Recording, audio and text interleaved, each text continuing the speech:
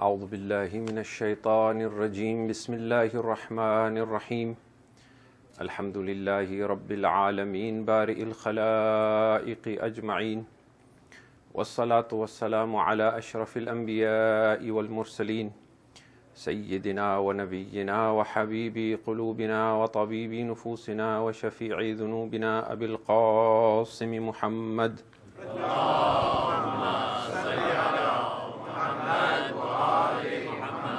ثم الصلاة والسلام على آل بيته الطيبين الطاهرين المظلومين واللعنة الله على أعدائهم أجمعين من يوم عداوتهم إلى يوم الدين أما بعد فقد قال الله تبارك وتعالى في كتابه وهو أصدق القائلين بسم الله الرحمن الرحيم واعتصموا بحبل الله جميعا ولا تفرقوا واذكروا نعمة الله عليكم إذ كنتم أعداء فألف بين قلوبكم فأصبحتم بنعمته إخوانا وكنتم على شفا حفرة من النار فأنقذكم منها كذلك يبين الله لكم آياته لعلكم تهتدون صلوات الله اللهم صل على محمد وآل محمد.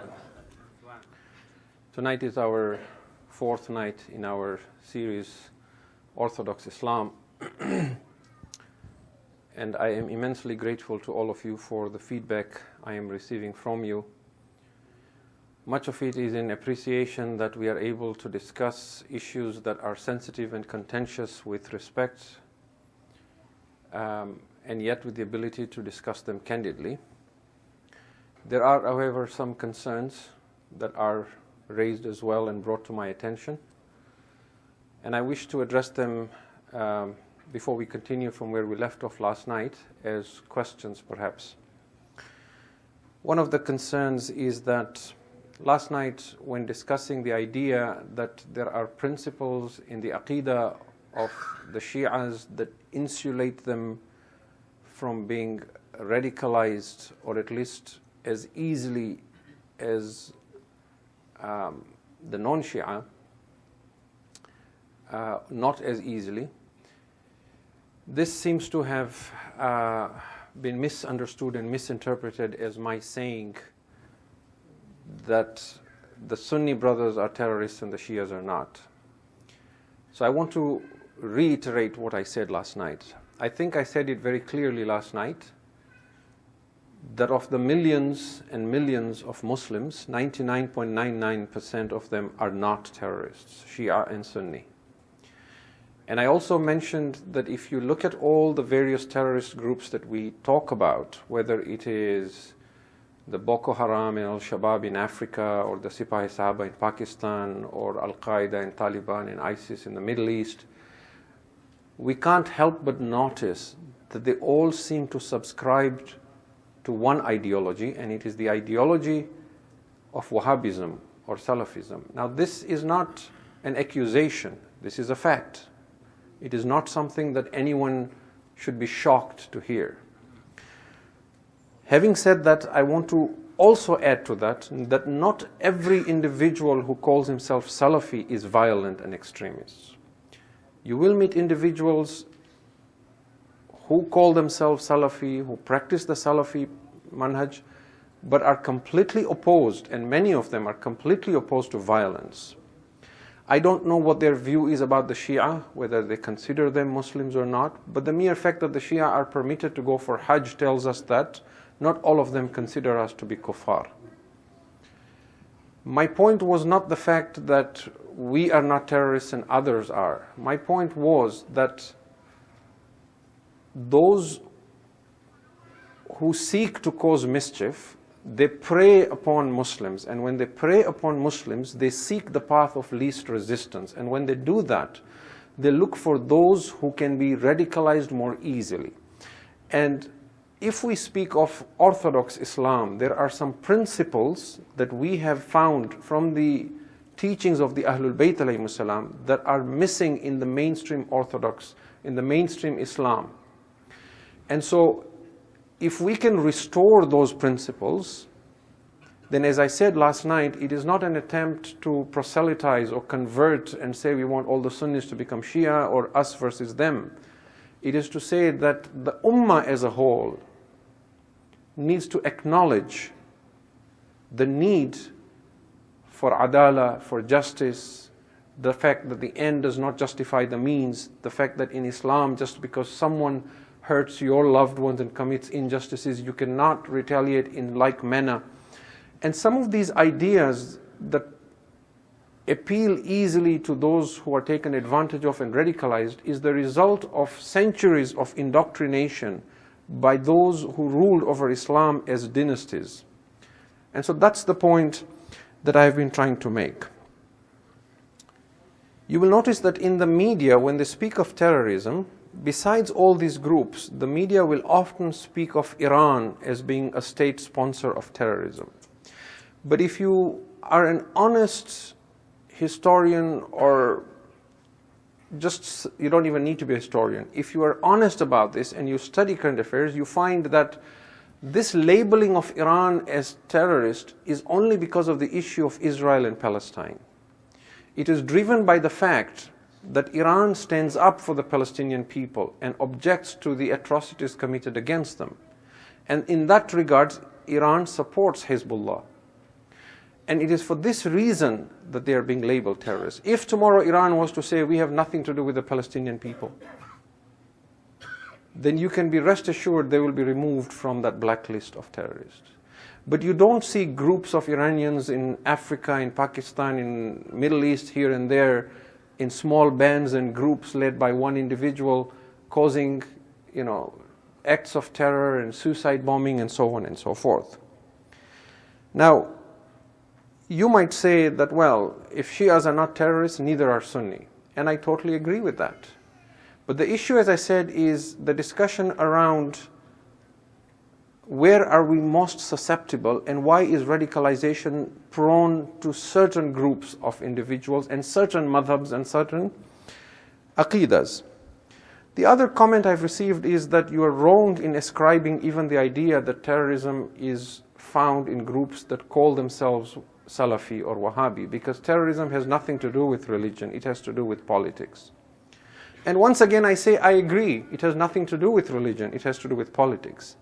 But those who commit these acts, whatever their political motivations are, whether it's to have control over others, whether it is financial, economic, whatever it is, they are using religion to serve their political purposes. It may not have anything to do with religion, but religion is being used. It is being done in the name of religion. Today the Buddhists are committing a lot of acts of terror against Muslims. But why are they not being labeled as terrorists? Why are only Muslims being labeled terrorists? It is because of the proliferation of groups in the name of Islam all over the globe, where if they're suppressed in one place, they show up in another. So it may not have anything to do with religion, but religion is being used. Now, if religion is being used, then as an ummah, we need to find where in our ummah is the weak link, and then we need to plug that hole and find out what is missing in that sector of the ummah. If it is the concept of adala, if it is the concept of leadership, then we need to address that as an ummah. So we need to ask that when they are misusing Islam, which version of Islam are they misusing, and why? Why are they finding it easier to recruit individuals from that particular segment of the ummah? And that is all that I was trying to say last night. I want to also once again state it is in no way my intent to offend anyone, and I totally understand that in my audience here there are individuals who are not from the Shia madhab, and there are individuals who are Shia but have family members who are not Shia. They have spouses, they have in-laws, they have parents. One parent may be Shia, one may not be. It is customary at the end of every series of lectures that the speaker will apologize and say, if during the course of this I have said anything to offend anyone, then I apologize. I'm going to apologize from now, because I will say things even tonight and going forward that will not necessarily be palatable to all of us. But I trust that you will give some allowances to my sincerity, that what I seek is not to hurt anyone's feelings or to cause division in the ummah, but rather to say we need to talk about these things, because these are issues, and we cannot speak of the future unless we understand our past. We need to understand how did the ummah if we want to understand why the Ummah is in the state it is today, we need to understand how we were governed and what things were made sacred that shouldn't have been made, and what things were removed from being sacred that were meant to be sacred in Islam. So I think that makes it very clear. The other issue was to recognize that when we speak of tashayyu, there is also an immense amount of good and contribution that we get from the Sunni Muslim community as well. It is important that I mention this to my Shia brothers and sisters as well, that in the past, until the rise of Salafism and when Saudi Arabia began claiming to be the spokespeople for the Sunni community in the past, when the center of Sunni world was Egypt and Al-Azhar, there was a tremendous amount of cooperation between the Shia and Sunni community. And even prior to that, when you study the history of Islam, you will find that even though the government was against the Shia and the Ahlul Bayt through all the centuries, at an individual level, the Shia and Sunni ulama worked very closely together. Many of our most famous Shia ulama and giants as well have studied under Sunni teachers like Sheikh al-Mufid. You hear of debates Sheikh al-Mufid had with his teacher who was a Sunni. If you look at the Tafsir Tha'alabi, for example, he quotes a lot from Majma'ul Bayan, which is a Shia source. And there is, for example, a very famous muhaddith amongst the Shia who was called Ibn Uqda. He's one of the earliest muhaddithun and was an expert in hadith transmission and ilm al-rijal and so on.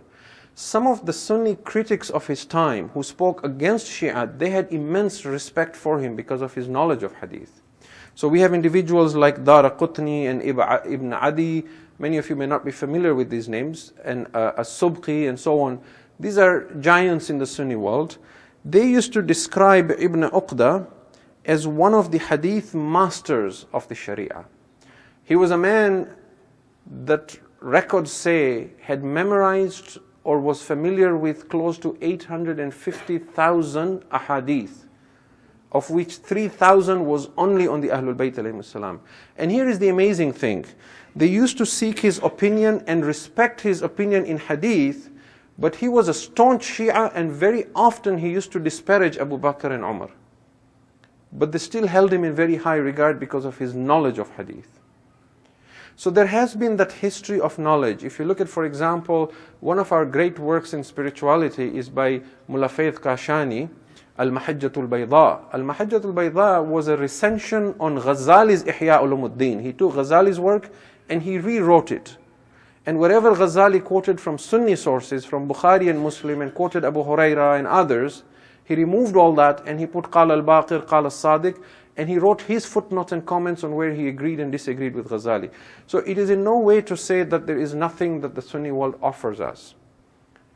We are one ummah, we are one nation, and I said this on day one, that if leadership would have remained in the Ahlul Bayt alayhim salam, what you have had today, what you would have had today is the same ummah as Muslim, and within that ummah there would have been a group that would have been identified as Shi'as, not a separate group or a separate sect in there. Now, picking up from where we left last night, we were looking at the first issue that Muslims find objectionable amongst the Shia, and that is the issue of Sahaba. And I just want to say a few lines and then wrap that up and move on from that. I mentioned that Muslims regard Bukhari as being absolutely authentic, but there are traditions in Bukhari that, at least to our understanding, contradicts the Quran. And because Muslims created this aura of sacredness around this, that there cannot be any fault in this book, it is causing a downstream effect. Now, I went and looked into this further today to say, why is the work of Bukhari being held with such, feverish zeal that there cannot be anything wrong in it? There is a scholar in the US, an academic, Dr. Jonathan Brown, who converted to Islam in '97 and became a humbly Sunni Muslim. He's a professor at Georgetown University, and he is well respected. He's not too old actually, he's young, probably around the age of 40 right now, and He is the editor-in-chief of the Oxford Encyclopedia on Islam and Law, and he has some very interesting works on hadith. His specialization is in hadith. He's got a book that is called Hadith, Muhammad's Legacy in the Medieval and Modern World, and he's got another book called Misquoting Muhammad, The Challenge and Choices of Interpreting the Prophet's Legacy, and so on. In his book Misquoting Muhammad, he discusses why Bukhari is held with such sacredness. He says that at the time of Imam Ghazali, there was a time when Ghazali was teaching hadith in Algeria. And one day a student came to Ghazali's class looking very concerned and perplexed. He said to Ghazali, I want to ask you about a hadith in Bukhari that is troubling me.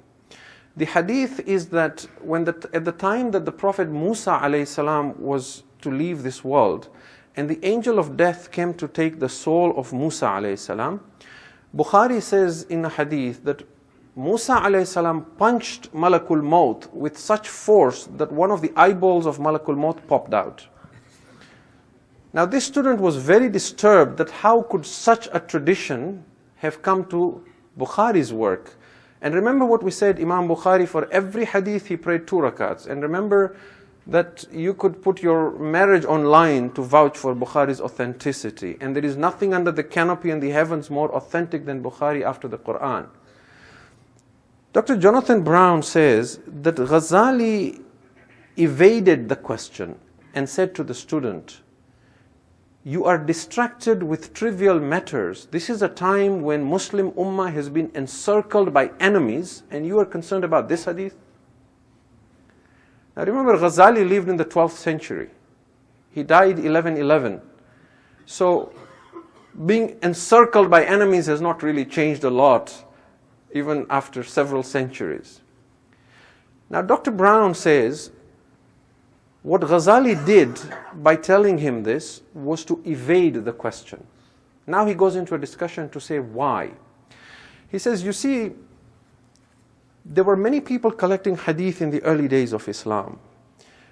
But there was this concern that there was a lot of fabrications. What Imam Bukhari and Imam Muslim did was they began a science where they discussed the criteria and basis on which you determine whether a hadith is true or false. So it was like a formula or a filter, and if you push a hadith into that machine, it checks and filters, and if it comes out with a green light, it's hadith, it's sahih. And that criteria became solidified, which is why the books became so valuable to Muslims, because others were not creating this sort of a criteria. And others after them began using that. So for example, Al-Hakim Al-Nisaburi has a work called Al-Mustadrak ala As-Sahihain. He collected 9,000 plus ahadith called Al-Mustadrak on the basis of Sahihain. And he said, I have collected these traditions on the shara'it, on the conditions that Imam Bukhari and Imam Muslim established as this is how we're going to determine what is authentic and what is not.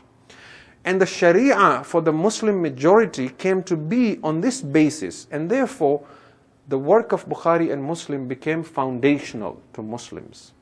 Now, if you question anything in Bukhari and Muslim, you not only question the hadith, but you question the criteria and basis on which the whole Sharia depends, and therefore the whole edifice begins to collapse. On the Shia side, it was different, because they took Sharia from the Imams of the Ahlul Bayt alayhim salam. Now, I quote word for word Dr. Jonathan Brown's book, Misquoting Muhammad.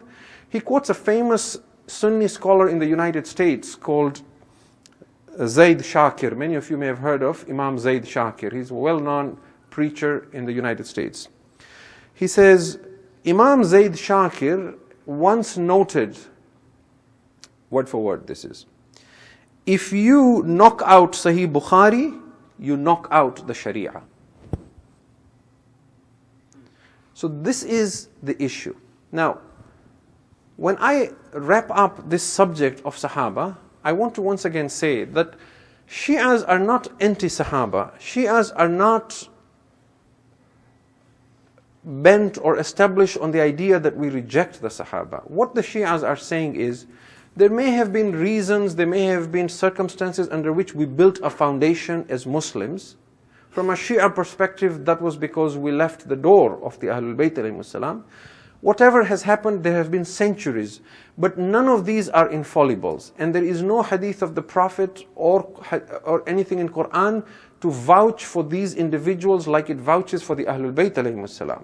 The Prophet, for example, said, I leave behind the Quran and the Ahlul Bayt, my itra. This is a sahih hadith from Shia and Sunni perspective. So he is stamping and vouching for the Ahlul Bayt alayhimus salam. The Quran vouches for their isma and tahara, that no rijs can come near them. But there is nothing in Quran or hadith that vouches for Imam Abu Hanifa or Imam Shafi or Imam Bukhari, or to say there will only be 4 firqas in Islam and so on. So it should not be beyond open to discussion and debate. And if we are not open to doing that, then we will continue suffering as we do, because there are traditions in our books that will continue influencing our ethos and our mindsets. Before this problem of ISIS and so on in the Middle East, when we were able to freely go for ziyarah, I remember that if you went for ziyarah to Syria, outside Damascus, they would take you for ziyarah of an eminent companion, Hujr bin Adi. Hujr bin Adi was killed by Muawiyah. And there would be a guide who would take you to all these ziyarat of atraf. And when they would bring you to the grave of Hujr bin Adi, these are the exact words the guide would tell you. And I'm showing you now the mindset of the Muslims because of how we have created this sacredness around, we cannot criticize anything to do with Sahaba, with Bukhari, stay with the majority. Right? The guide who takes you to the qabr of Hujr bin Adi, he would tell you, هذا قبر سيدنا هجر بن عدي رضي الله عنه الذي قتلوه سيدنا معاوية رضي الله عنه. This is the grave of our master Hujr bin Adi, may Allah be pleased with him, who was murdered by our master Muawiyah, may Allah be pleased with him. So qatil is radiyallah, maqtul is radiyallah. This is the problem that Shias have. I mentioned this issue of Abu Sufyan and Abu Talib. When we reject saying we can't accept everyone, especially if you're going to define Sahaba as anyone who saw the Prophet even once in his lifetime as a Muslim, you cast a very huge net. And the issue of justice is now thrown out of the window. Now it doesn't matter if the Prophet is being portrayed as a violent man. It doesn't matter if the Zalim is also being included as Sahaba. The insistence is that you stay with the majority, that you don't change what is set, and that you don't question it. So this is where we are asking for dialogue. It is not to offend or to hurt anyone. Now, I think that is sufficient with the issue of Sahabiyat. Let's move on and talk about the other issues that Muslims raise as concerns with regards to the Shia. If you can recite a salawat ala Muhammad.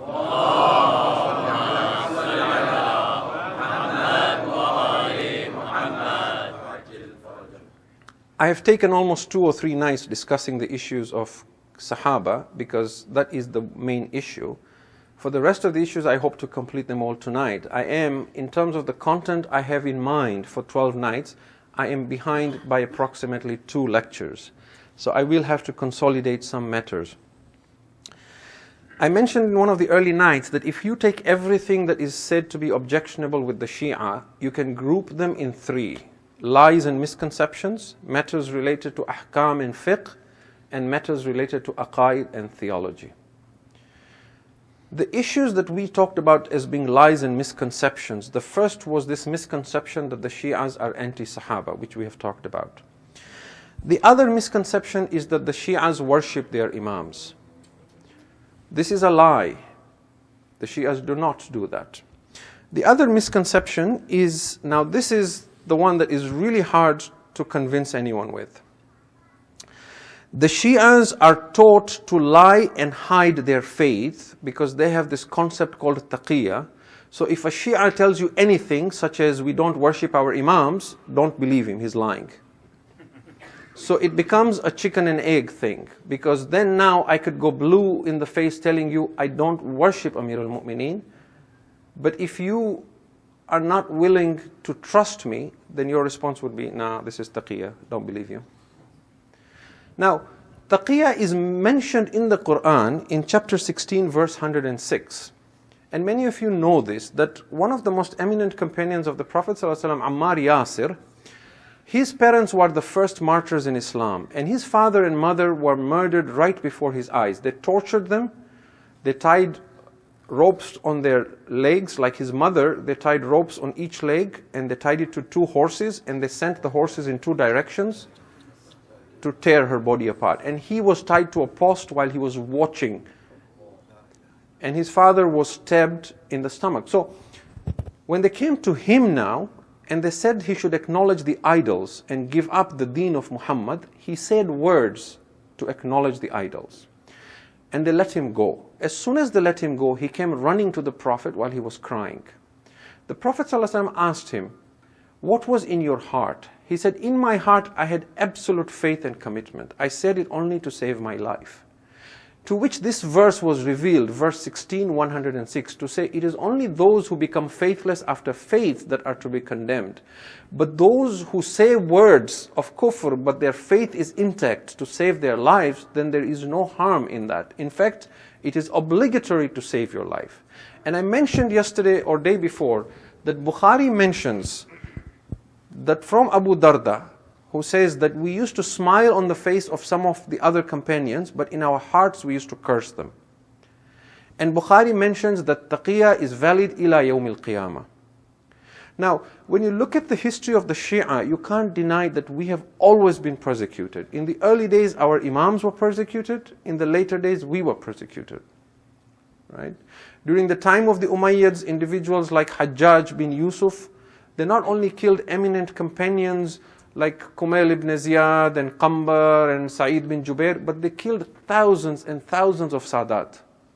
During the time of the Banu Abbas, Mutawakkil killed hundreds of thousands of Shias and Sadat.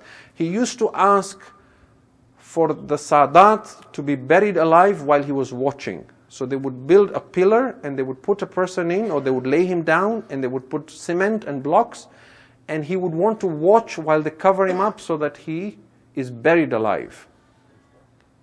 Now, a lot of the Sadat fled and they moved out of the Middle East, and they went to Iran, they went to the Middle East, they went to Egypt, they went to other places, which is why you have a large community today that are Sunni but are Sayyids, and they use the term Sharif. And a lot of them are Hassanis. And the reason they are Hassanis is because after the Battle of Karbala, Imam Zainul Abidin and the Imams after him who were descendants of Imam al-Hussein did not rise and take a stand in fighting against the rulers of the time. But the descendants of Imam Hassan continued to fight against the rulers. And so they were targeted, and a lot of Hassanis were killed. And so a large number of Hassanis fled from the Middle East and moved to other places. And you have all heard of incidents of Sadat who went to places where they lived amongst Muslims who were not Shia, and they were so afraid to disclose that they were Shia and Sayyids. They couldn't even tell their own children, because when the children went to school or madrasa, they might accidentally divulge, because of which they would be killed. And it is only generations later that people would discover scrolls in which they would look at their shajar and they would realize that we are actually descendants of the Prophet and we were originally Shia.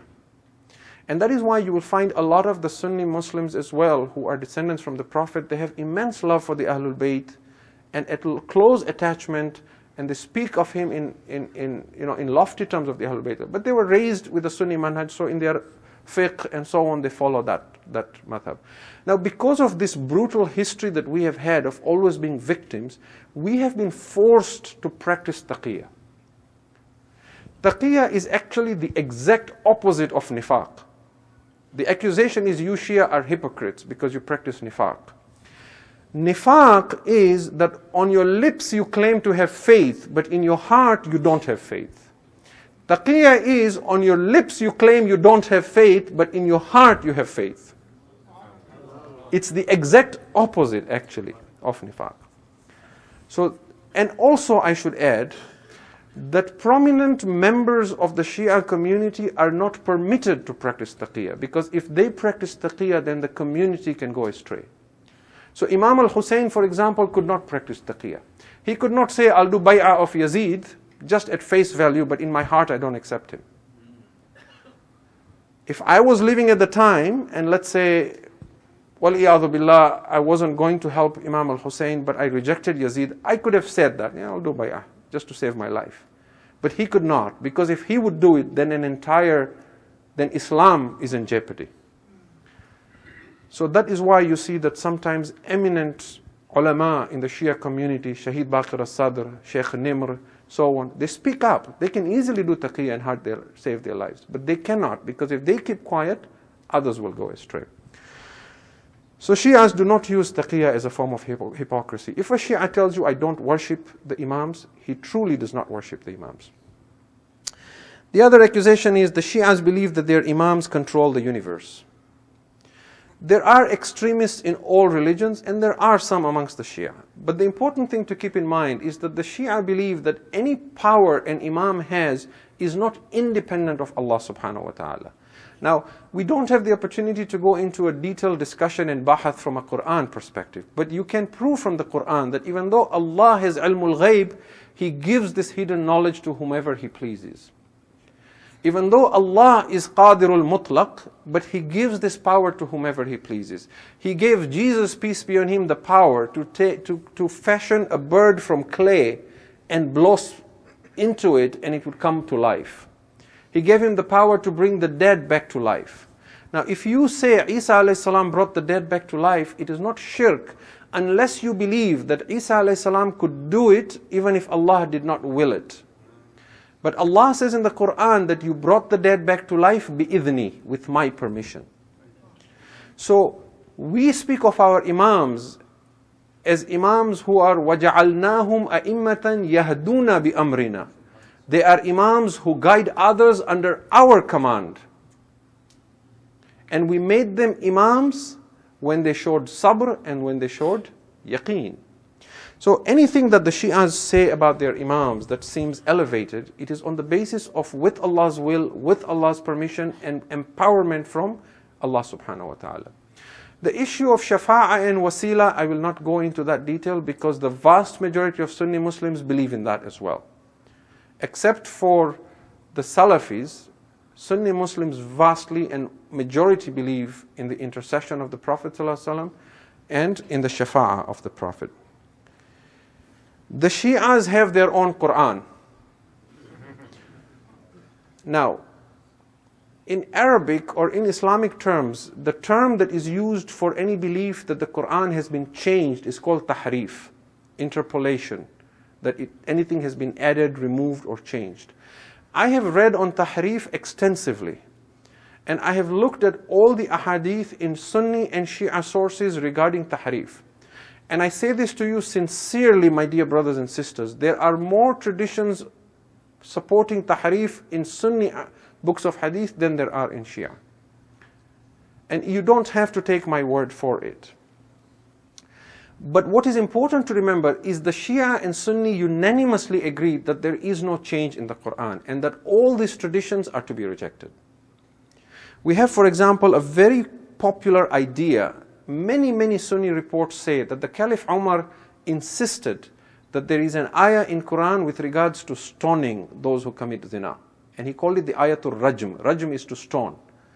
And in this ahadith, the Caliph Umar recited that ayah in Arabic. It's there as well in hadith, to say this ayah was part of the Quran. But no Muslim today believes it is part of the Quran. There is a hadith from Tabarani, another famous muhaddith amongst the Sunni. He quotes a hadith to say that the Caliph Umar said that the Quran had 1,027,000 letters. And if you count the letters of the Quran, it is not even 1/3 of this, which means according to that hadith of the Caliph Umar, 2/3 of the Quran is missing. There is another hadith from al-Mu'minin Aisha that says that Surah Al-Ahzab was much larger than what it is today. And there are many other traditions to say that many chapters of the Quran are missing. But no Muslim today will accept that the Quran is incomplete. So you must therefore give the Shia the same benefit of the doubt when they say that any tradition you find in in Shia literature that says the Quran is incomplete is not true. Some of the traditions, the ulama have explained it differently. For example, if you see a hadith from Imam al-Baqir or Imam al-Sadiq alayhi salam, Allahumma salli ala Muhammad wa ala Muhammad,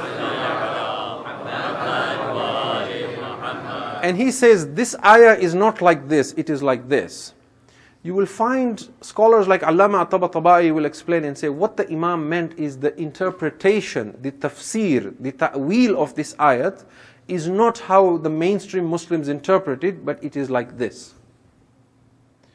Or for example, this popular idea that Imam Ali alayhi salam has his own Quran and that he wrote a Quran and he offered it to the Muslims and they refused to accept it. The understanding of, there may be some groups amongst the Shia who truly believe this, that it's a different Quran, and the belief that when the Mahdi alayhi salam comes, he will bring this Quran forward. But if you speak to the ulama, if you speak to someone like Ayatollah Sistani, for example, or Sayyid al-Khuy, for example, the understanding is that yes, Imam Ali had compiled a separate Quran, but what was different in that is he may have compiled it in the order of revelation. So the Quran we have today is not organized in the order that it was revealed. The first surah verses to be revealed was from Surah Al-Iqra, which is not the opening surah. The Quran right now is organized where the longer chapters are first, like Surah Al-Baqarah and Ali Imran and so on, except for Surah Al-Fatiha at the start, and the shorter ones are all at the end. Imam Ali may have compiled it in the order in which it was revealed. Plus, he may have put a lot of glossaries and comments and commentaries explaining the exact meaning of that Quran, which would have been handed down from Imam to Imam and which would be brought forth to bring the true original meaning of the Quran. But what is the proof that the Shias do not have their own Quran? The proof is that first of all, the Quran itself in chapter 15 verse 9 says, "Inna nahnu nazzalna dhikra wa inna lahu lahafidhun." It is we that have revealed this reminder, and it is we that are its protectors. It is we that shall protect it. So anyone who says the Quran is altered has immediately contradicted this verse of the Quran. Secondly, in Shia fiqh, when you pray salat, you have to recite a complete surah of Quran. In the Sunni madhab, you don't. You can read a portion or a few verses, but in Shia, you have to read a complete surah. Now, if there were surahs that were incomplete, then we would have had hadith from our imams that would say, when you pray salat, you cannot recite these surahs because they're not complete. But there is no surah that you cannot recite except perhaps the surahs that have the wajib sajda. And there are two surahs, two sets at the end where they are seen to be together. When you read one, you read the other. But otherwise, the Quran is complete. There have been a lot of attempts in the past to blame the Shias of having their own Quran. And many of you, if you Google this, you will find it. There was an attempt at one point to say the Shias have this extra surah called Suratul Wilaya. And this was a forged surah that was written up as Suratul Wilaya. And it was put into a copy of the Quran, published, and it was planted in a Shia mosque. And the whole thing was set up. And then it was caught, it was divulged, and there is a whole story to it. But you can rest assuredly walk into any Shia masjid anywhere in the world and pull up a Quran from any shelf without announcing, and you will not find it to be any different. In fact, outside Iran, I think most of the Shia masajid, the Quran is probably not even published from a Shia country or a Shia, maybe in Iraq as well. But if you were to pick up a Quran in the masjid here, it is most likely printed either in Pakistan or Saudi Arabia. So this is again a lie and a misconception. Another lie is that the Shias believe if you love and follow the Imams, you don't need to pray and you will go to Jannah. You don't have to pray or fast. Ali ki muhabbat kafi hai. Kullu Shia Jannah. You go to your qabr, if you don't pray, you don't fast, doesn't matter. As long as you love Ali, you love Hussein, you'll go to Jannah. This is a lie. Why? Because the hadith of the Imams themselves reject it. Forget about not praying. If you take your prayers lightly, Imam Jaffer as-Sadiq salawatullahi wa salam alayhi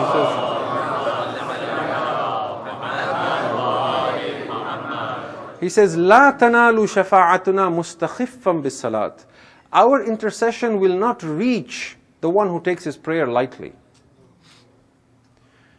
And a long time ago, very long, maybe 17, 18 years ago, I had once delivered a lecture in which I demonstrated that every single imam towards the end of their lives or when they were passing away, they mentioned salat. That salat, salat, salat. And you be the best in observing Sharia and upholding it. That is how you become an adornment for us. Kunu lana zaynan wa la takunu lana shayna. No one should point to my Shia, the imams wanted and said, and say that, look, the Shias are fasiq. They should point at you and say, if there is anyone who is adamant about practicing Sharia, it is these, the followers of Jaffer as-Sadiq. So this is emphasis. The other lie about the Shias is that the Shias were originally an extremist group. And then over time, in order to survive, they sobered and they kind of watered things down. And they removed extremist elements and kind of took a little from here and there and became now part of some madhab that is worthy of a second look at. Now, here I want to quote something that is very interesting. If you go to the university to stay and take a course on Shia Islam, even University of Toronto, they will use a standard textbook called An Introduction to Shi'i Islam by Mujan Momin. Mujan Momin, he criticizes many things and so on, but at one point he writes something very interesting, and I quote verbatim here. He says, the very term ghullat dates after the time of as-Sadiq. That ghulu is extremism. He says the very term ghulu and ghullat, it only came about after the time of as-Sadiq, not before that. Now listen to this. And all the modern academic scholarly research has produced very little evidence that, regardless of what the followers may have said or thought, the imams themselves did not say or think anything different from what present-day mainstream Shias think and practice. Perhaps you didn't catch that. Let me tell you what he's saying. He says, despite all the academic research we have done, there is very little evidence to show that there is any difference between the hadith of the imams and what the Shia practice today. So here is the issue. If Shias had been extremists, then they would have fabricated traditions of extremism and attributed it to their imams. And then over time, when Shias watered down their extremism and made it more mainstream, what you would have found today is that the Shias are not extremists, but the hadith about their imams, the ones that they call Sahih hadith, would have shown signs of that extremism. But what he's saying is, there is nothing extreme in the hadith of Al-Baqir and As-Sadiq, and there is nothing extreme in the Shia today. Therefore, any extremism was something that rose over time as an anomaly, as something separate that rose and fell, and that exists separate from mainstream tashayyu. But there is a consistency between what the Shias practice and believe today and what their imams taught centuries ago.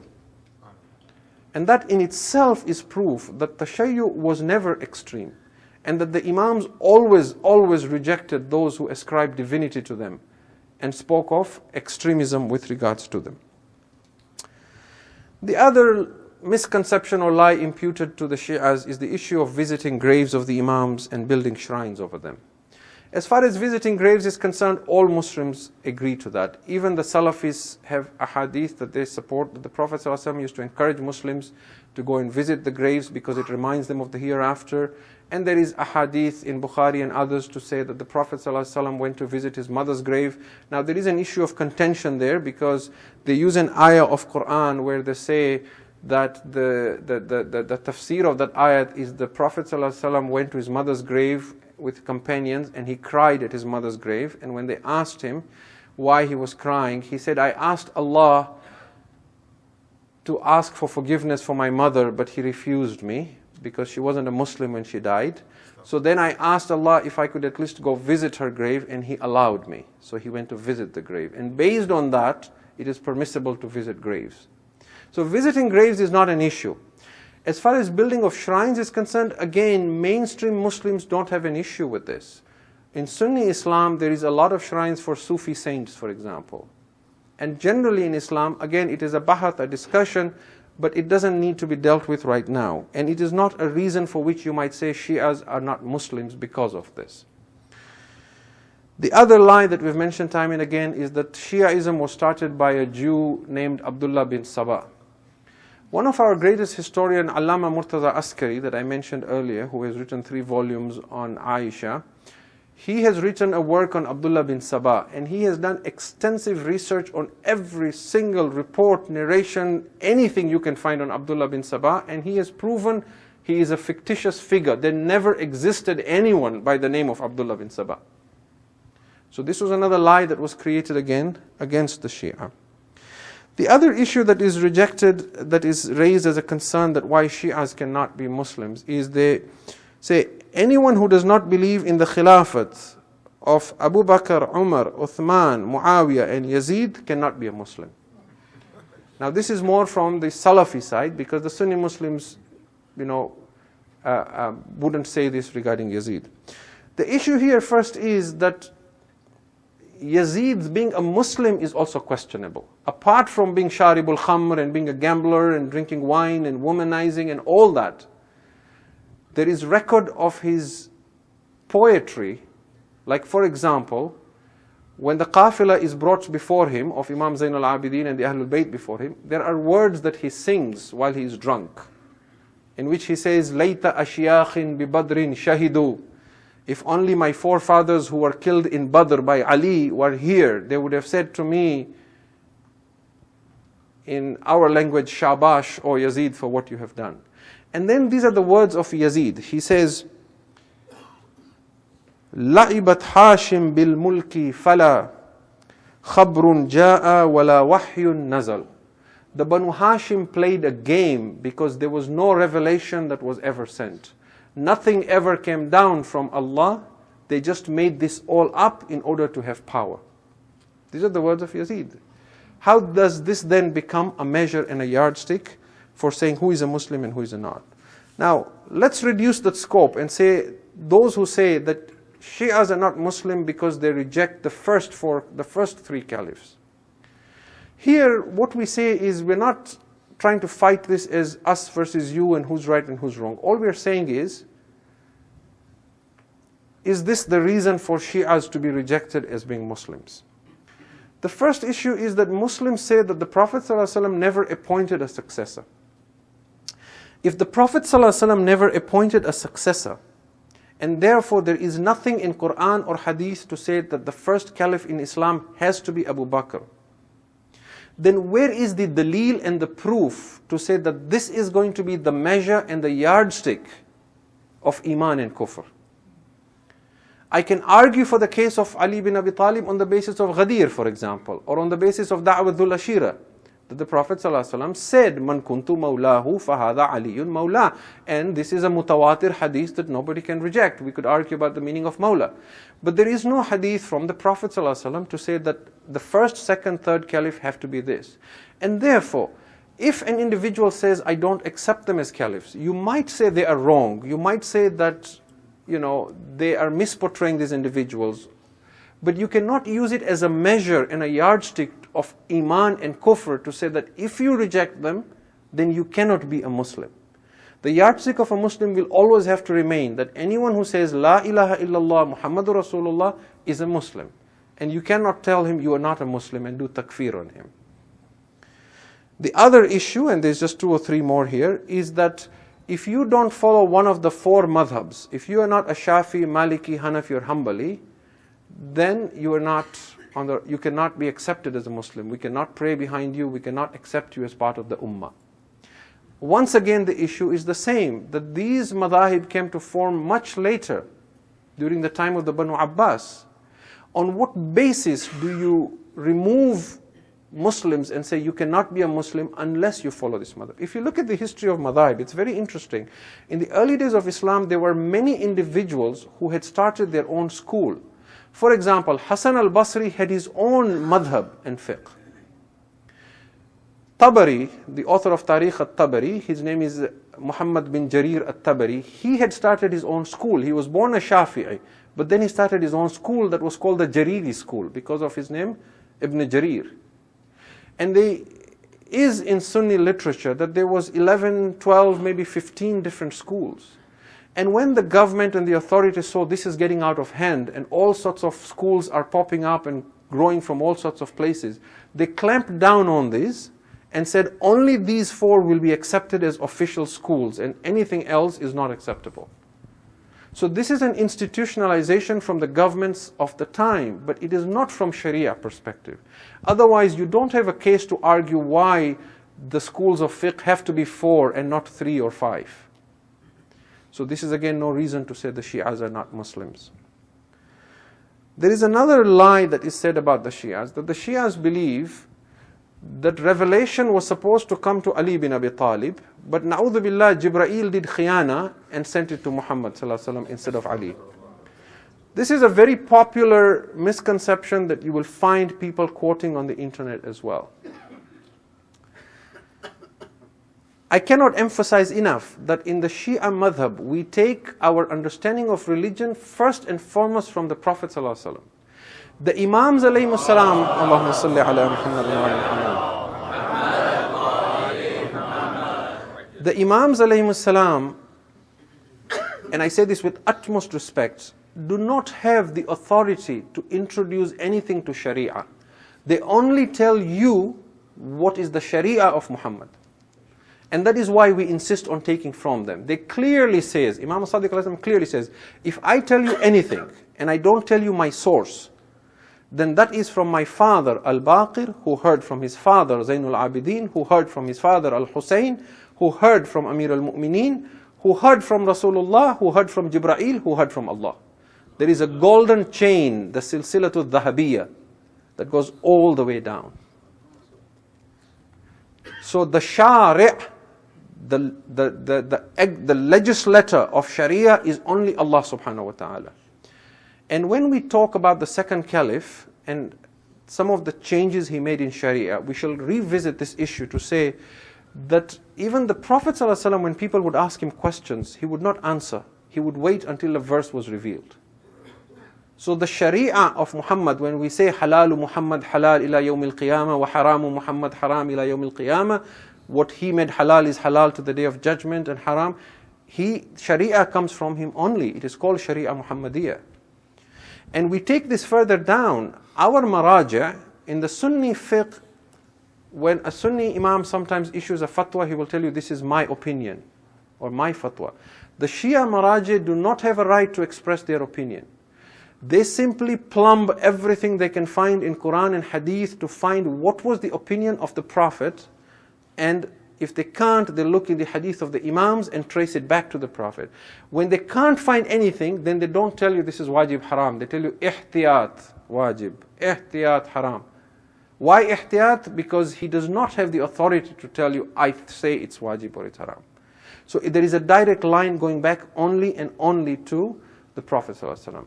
Imam Ali alayhi salam used to say, Ana abdum min abidi Muhammad. I am just a humble slave from the slaves of Muhammad. When we praise the Ahlul Bayt, we attach to them, Ahlul Bayt means household. Household of who? Household of Muhammad. Hussein alayhi salam is precious to us. Why? Because he is grandson of Rasul. Ali is precious to us. Why? Because he is wasi of Rasul. Fatima alayhi salam is precious to us. Why? Because daughter of Rasul. So rest assured, there is no one more supreme in Islam to us beyond Rasulullah sallallahu alayhi wa alihi wa sallam.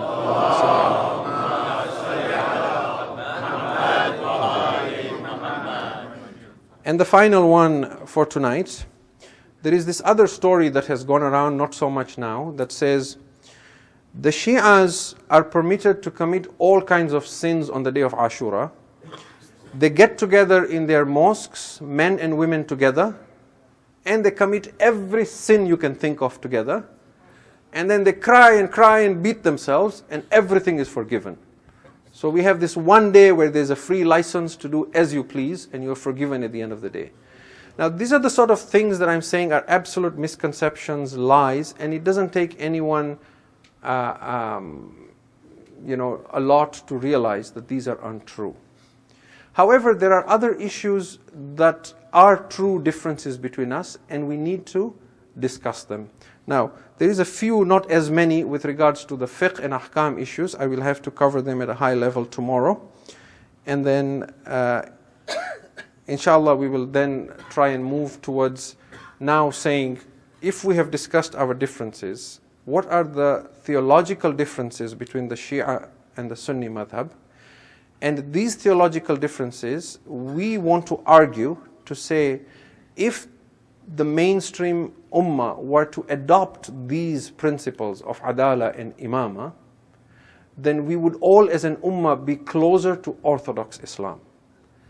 And then setting these two as a yardstick now, we will start reviewing the history from the time of the Prophet ﷺ passing away to the early Khilafah, to the Umayyads, Abbasids, and we will bring that very quickly to the present day and the different Muslim governments, rules, movements, and see time and time again, is this point making sense to us as Muslims, that because we lack adala and imama, we are in the plight that we are in today.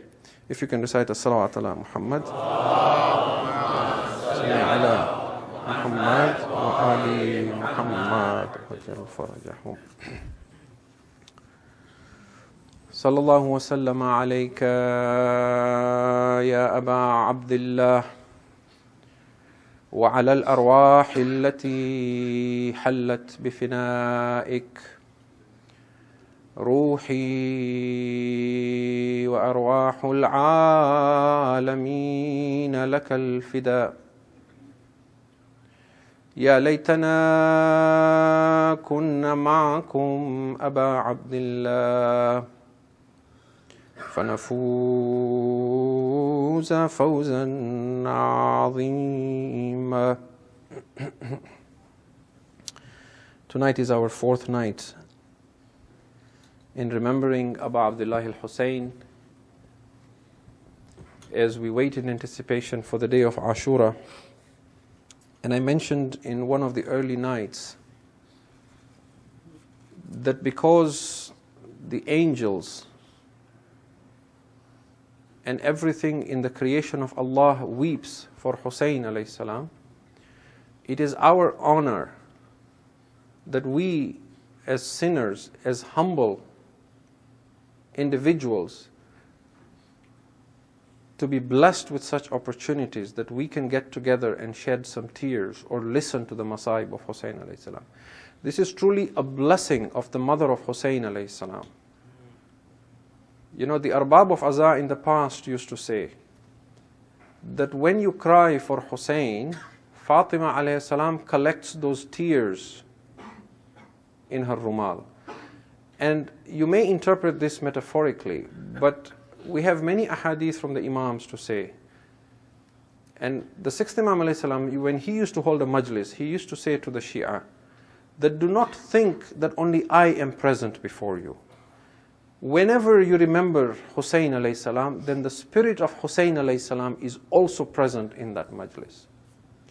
And that is why the Imams gave so much emphasis, because there is so much barakah and there is so much blessing and so much honor to those who are given this opportunity. Imam Rida alayhi salam used to invite great poets like Da'bil al-Khuzai, and where an imam should be sitting on the pulpit and others sitting down, the imam showing the respect of the Aza of Hussein, he would sit down and ask the poet to sit on the pulpit and say, read the marthia of my Jad Hussein. We're told that in Medina, a man once came to Imam al-Sajjad alayhi salam and said to him, Yabna Rasulillah, my daughter is getting married and I would love if you would participate at her wedding. The Imam said to him, I am in a state of mourning and I'm not able to come to this wedding. So he asked the Imam and said, Yabna Rasulillah, is there anything I can do that will bring you to my home and bless this occasion? And Imam al-Sajjad said to him, yes, if you keep the majlis of my Baba Hussein, I will come. This is how we started this tradition what we call shurwat-e-shadi, where at the start of a wedding we hold a majlis. And people are surprised, why do you cry before the start of a wedding? We cry because we want the spirit of Zainul Abidin to be at our weddings as well. So the man says, I kept the majlis of Hussein and I invited poets and people came, and the poet went up the pulpit and began reading Marthia, and people were crying, but my Imam was nowhere to be seen. He said, I thought to myself, it is not like my Imam to promise me and then not show up.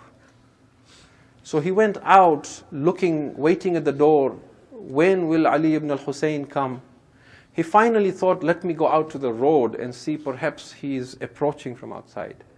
When he stepped outside his house, he found Imam al-Sajjad arranging the sandals of the Azadar.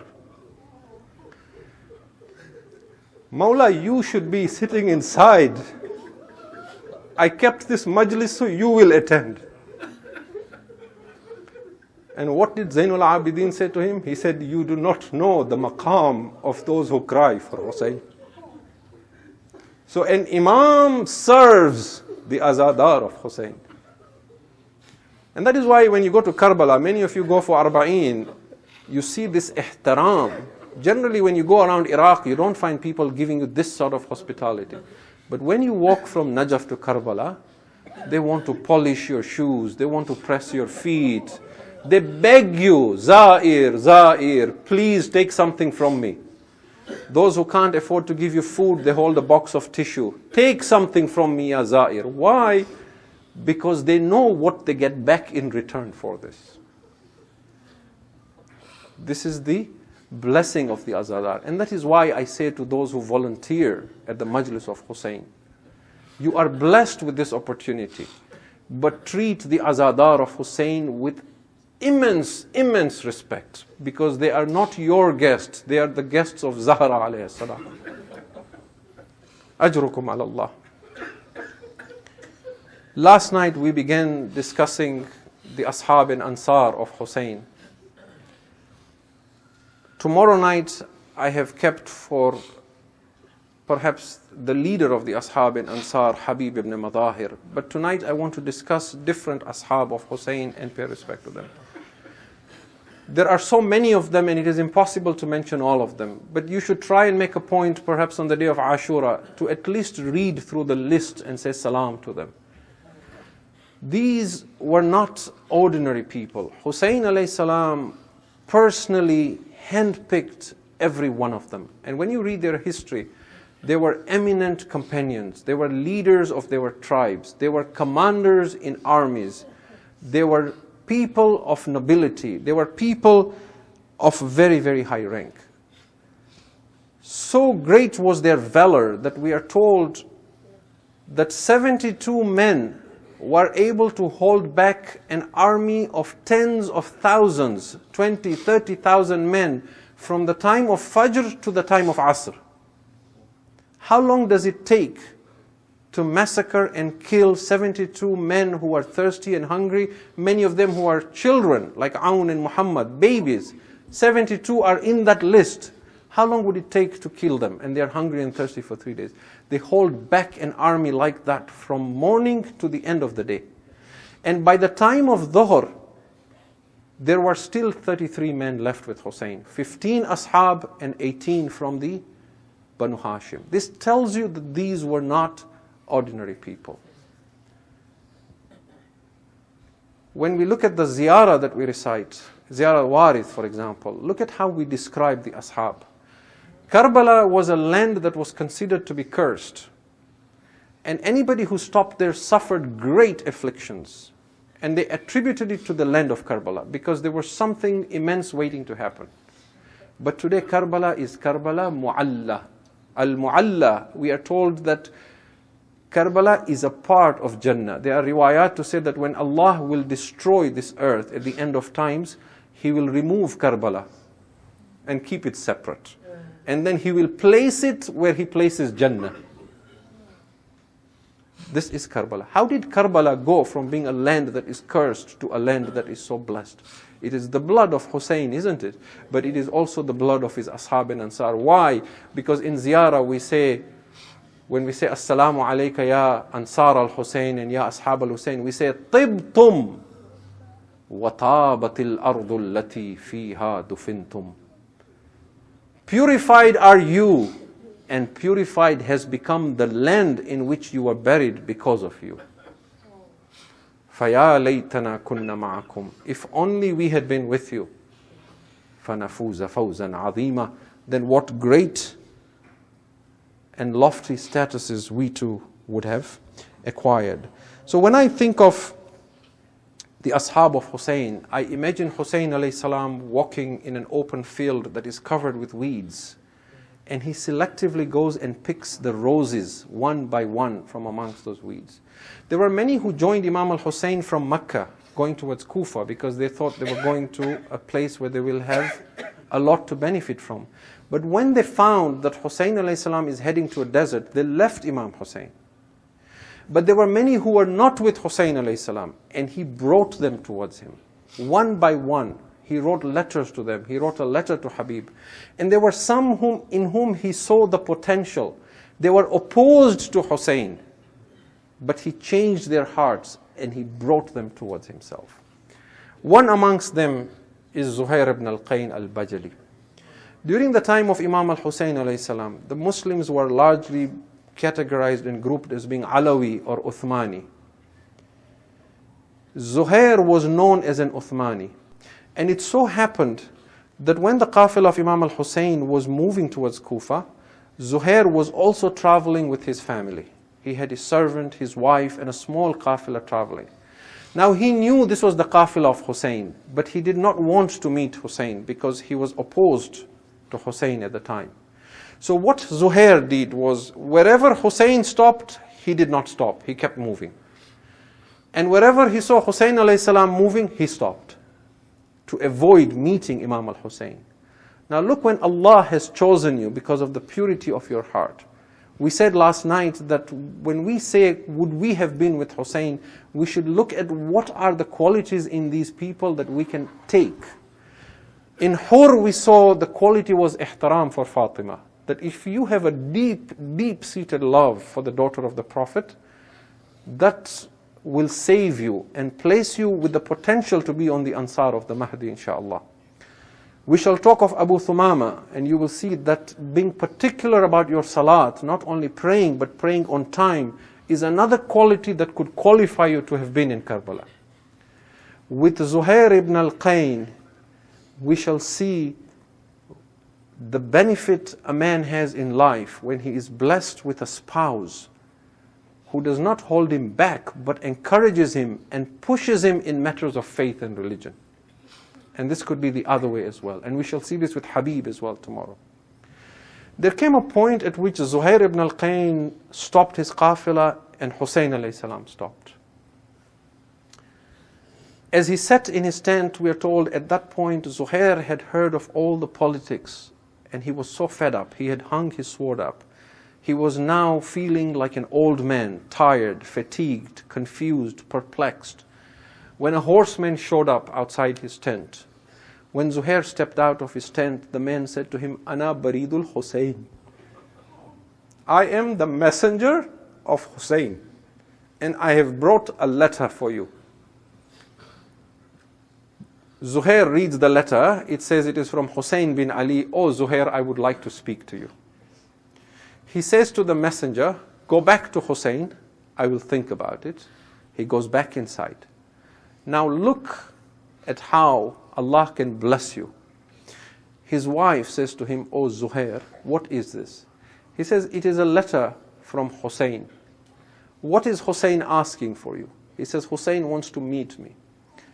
She says, what are you going to do about it, oh Zuhair? He says, I do not intend to go and meet him.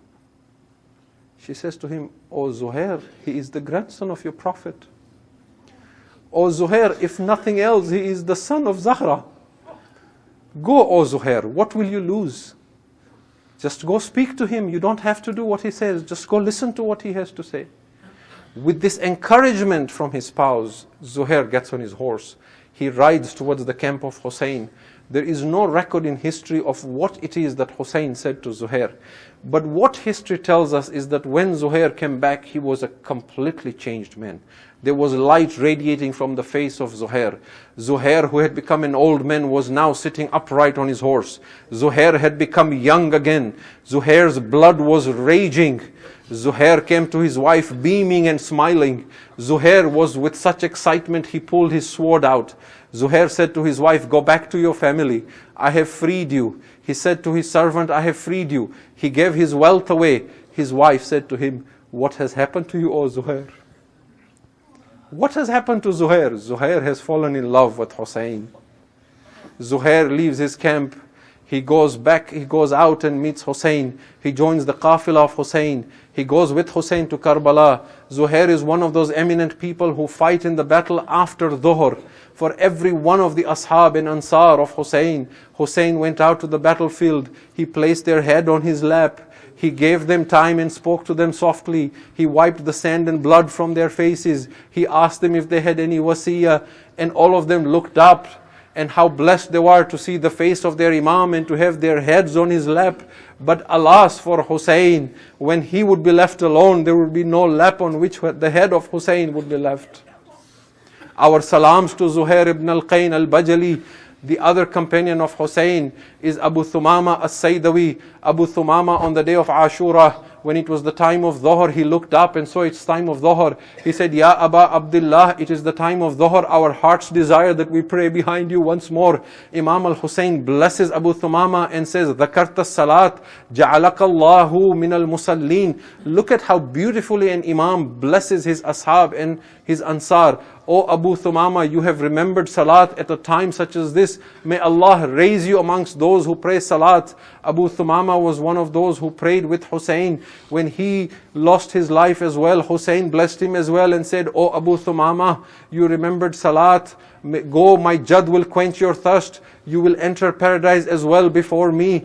Another eminent ashab of Hussein is Abis. Abis bin Shabib. Abis bin Abi Shabib ash-Shakiri. Abis was a man from Kufa. Abis was a man who had fought in Siffin with Ali. Abis was a man who had an injury on his forehead that was left over from Siffin. When Muslim bin Aqil came to Kufa, Abis was one of those who stood with Habib ibn Madahir and delivered a lecture to Muslim telling him to call Hussein, because of which 18,000 people pledged allegiance to Muslim bin Aqil. When Muslim ibn Aqil wrote a letter to Hussein and said, "Mawla, come to Kufa," he gave this letter to Abis. Abis was the one who took the letter to Makkah to Hussein. Abis traveled with Hussein to Karbala. This Abis was so valiant a warrior that the army of Umar ibn Sa'ad feared him. And we are told that when Abis went to the battlefield, Umar ibn Sa'ad said to the people, "O people, this is a lion that has come. This is a man who fought in the battle of Siffin. You will not be able to challenge him." Abis kept calling out to them and say, "What do you fear? Come and fight me. I am thirsty for 3 days." No one dared to come and fight Abis. When Abis saw no one coming towards him, he removed his helmet, he removed his armor. He said, "Come fight me then." And some of the reports say Abis removed his shirt as well. As he charged towards the enemy, someone said to him, "Oh Abis, you have removed your helmet, you have removed your armor. Have you gone mad? Have you gone insane?" And the words of Abis have become immortalized. When you go to Karbala, you will find this everywhere. Abis said, "Yes, I have gone mad. Hubbul Hussein ajannani. The love of Hussein has made me mad. I am now madly in love with Hussein." Abis charged into the army and killed 200 of them. Umar ibn Sa'ad said, "Attack him from all sides." When they killed Abis, he is one of those shaheed they beheaded immediately. As soon as they beheaded him, they began fighting for the head of Abis to say, "We killed Abis." Umar ibn Sa'ad said, "It is a lie. No one man could have killed Abis." Our salams to Abis.